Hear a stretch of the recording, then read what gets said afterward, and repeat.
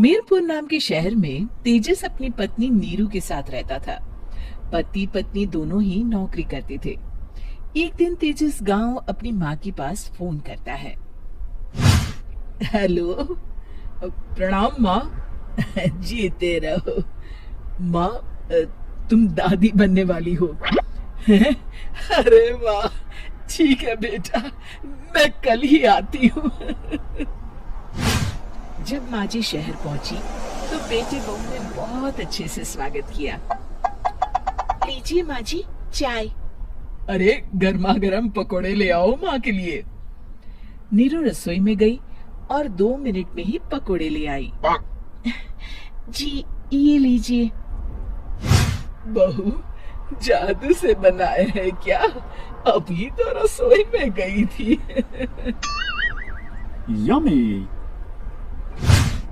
माँ जी, शीला रसोई में पकोड़े तल रही है, मैं बस लेकर आई। हे भगवान, मेरा धर्म भ्रष्ट कर दिया तूने। अब तो गंगा जल से शुद्धिकरण करना होगा। दूसरे दिन, माँ जी मैंने नाश्ता बना दिया है, ऑफिस जा रही हूँ। पर अभी तो घर का सारा काम पड़ा है। शीला आती ही होगी, झाड़ू पोछा बर्तन कपड़े वो सब कर लेगी। हमारे जमाने में घर का सारा काम हम ही करते थे। जी माँ जी, आप बहुत होशियार हैं, मैं घर ऑफिस दोनों नहीं संभाल पाती। तो जरूरत क्या है घर से बाहर जाकर चाकरी करने की? वैसे भी घर का काम खुद करने से घर में बरकत आती है, समझी? पर माँ जी। पर वर कुछ नहीं, इस महीने की पगार मिले फिर ऑफिस बंद। हाँ। रात को नीरू तेजस से कहती है, सुनिए जी, माँ जी बोल रही थी कि मैं नौकरी छोड़ दूं। वैसे ठीक ही तो है, अभी तुम्हें आराम की जरूरत है। फिर भी आराम कहाँ, शीला को छुड़ाने के लिए बोल रही थी। तो अब 24 घंटे में इतना काम तो कर ही सकती हो। पर जॉब पसंद है मुझे, घर पर मन नहीं लगेगा। अगले दिन जब दोनों ऑफिस के लिए निकल रहे थे, मेरी तो कोई कीमत ही नहीं है इस घर में। माँ जी, आजकल महंगाई बहुत है, रहन सहन भी बदल गया है, दोनों नौकरी करते हैं तभी ठीक रहता है। अच्छा, तू कहना क्या चाहती है? मेरा बेटा तुझे बिठा के खिला नहीं सकता? तू ही इस घर का खर्च चला रही है, हैं? नहीं माँ जी, मेरा वो मतलब नहीं था। मतलब खूब समझती हूँ, ये बाल धूप में सफेद नहीं किए मैंने। हाँ। अब तो ये रोज का काम हो गया था। तेजस भी रोज की चिक-चिक से परेशान हो गया था। एक दिन उसने कहा, नीरू, वैसे भी तुम्हें मैटरनिटी लीव मिलने वाली है, तो अभी से ही छुट्टी ले लो। पर क्या, मेरी सैलरी अच्छी खासी है। आखिर नीरू ने रिजाइन कर दिया। जब बच्चा हुआ तो घर में सब बहुत खुश हुए।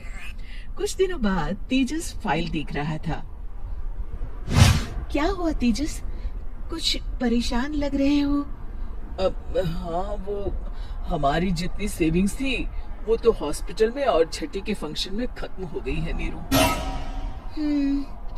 और अभी वैसे मंदी चल रही है तो मैं बोल रही थी कल मुन्ना को हेपेटाइटिस का टीका लगवाना है। नीरू, क्या पोस्टपोन नहीं कर सकते? नहीं जी, बिल्कुल नहीं। अब तेजस को समझ में आ रहा था कि उससे गलती हुई है। पैसों की कमी का असर घर के माहौल पर भी पड़ रहा था। अगले दिन, बेटा मेरा चश्मा और ये दवाइयाँ ले आना, पर्चा देते हुए माँ जी ने कहा। जी। तेजस, मुन्ना के लिए दूध का डिब्बा और डायपर भी ले आना, और ये किराने के सामान की लिस्ट है, इसे भी लाना है। तेजस गुस्से में लिस्ट मरोड़ कर फेंकता है और चिल्लाता है, पैसे क्या पेड़ पर उगते हैं? ये ले आना, वो ले आना। अरे पर ये जरूरत का सामान ही है। वो गुस्से में बिना कुछ कहे ऑफिस चला गया। अरे अरे लंच तो ले जाइए। नीरू दौड़कर डिब्बा पकड़ाती है। एक दिन खाना खाने के बाद, नीरू, अब तो मुन्ना कुछ बड़ा हो गया, तो अब तुम वापस ज्वाइन कर लो ना जॉब। पर इस रिसेशन में जॉब मिलना बहुत मुश्किल है। ट्राई तो करो। फिर मुन्ना, माँ जी है ना, और एक फुल टाइम मेड भी लगा लेंगे। पर माँ जी, उन्हें तो पसंद नहीं।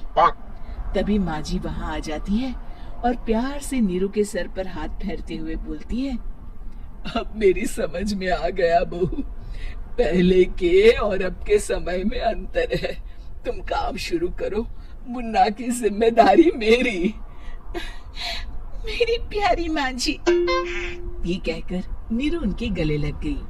शिक्षा, परिवर्तन संसार का नियम है, हमें भी समय के साथ चलना चाहिए। उम्मीद है कि आपको हमारी ये कहानी पसंद आई होगी। कृपया हमारे चैनल को सब्सक्राइब करें और सभी अपडेट्स के लिए बेल आइकन जरूर क्लिक करें। और हाँ, वीडियो लाइक और शेयर करना मत भूलिएगा। Bye bye.